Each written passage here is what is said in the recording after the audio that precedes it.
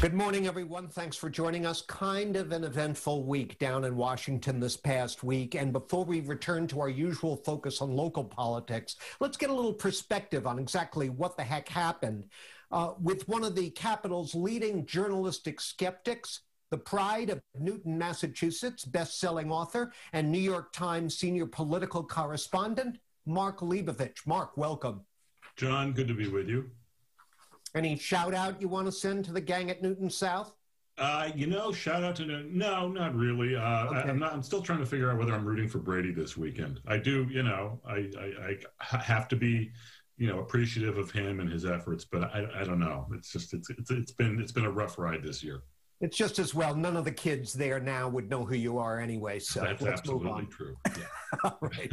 So in your story on Wednesday's inauguration in the Times, you wrote that it's hard to imagine that the division and suspicion of the past 4 years will subside, that Trump might be leaving, but he leaves behind a determined army of followers, many of them in Congress, end quote. But power is what animates people in D.C. After all the hits to their power that Republicans sustained during the Trump years, wouldn't a lot of them prefer that he just disappear and go away?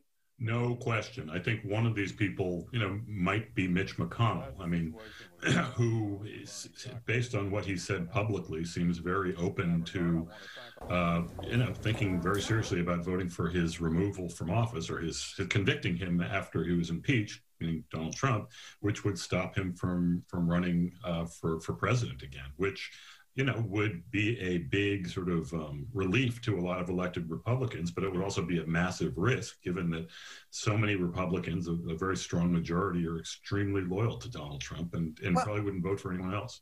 Do you understand why they're so terrified of the Trump supporting base? I mean, look, it is the start of another cycle here. Yeah. There may be certain districts or states around the country where if you crossed Trump or voted to impeach him, you're dead to them forever. But most conservatives they're not going to go over to the Democratic Party. No. They'll find someone else, won't they?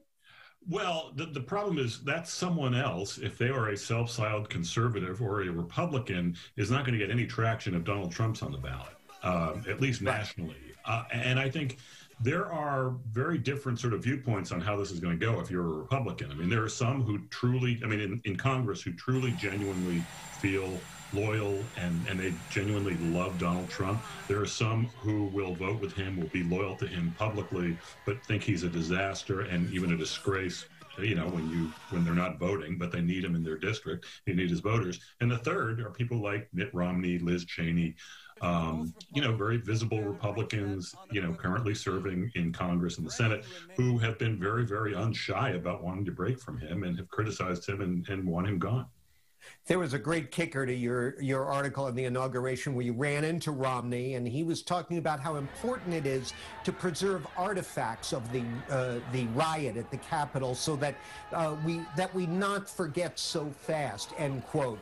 Is that at least in part because he wants people to remember who it was who stood up against the Republicans who wanted to overturn the election? I mean, is this guy running again? I don't know if he's running again, but there's definitely a bit of an "I told you so" vibe around Mitt Romney these days, and he seems very comfortable with his role as the naysayer, as the most never Trumpy Republican senator. And look, I think his vote against Trump or vote for impeachment of Trump a year ago in impeachment one has aged pretty well. I'm not sure if that impeachment, if he could do that again, if he would have much company among his colleagues. But certainly this is a problem that Republicans could have, solved about a year ago.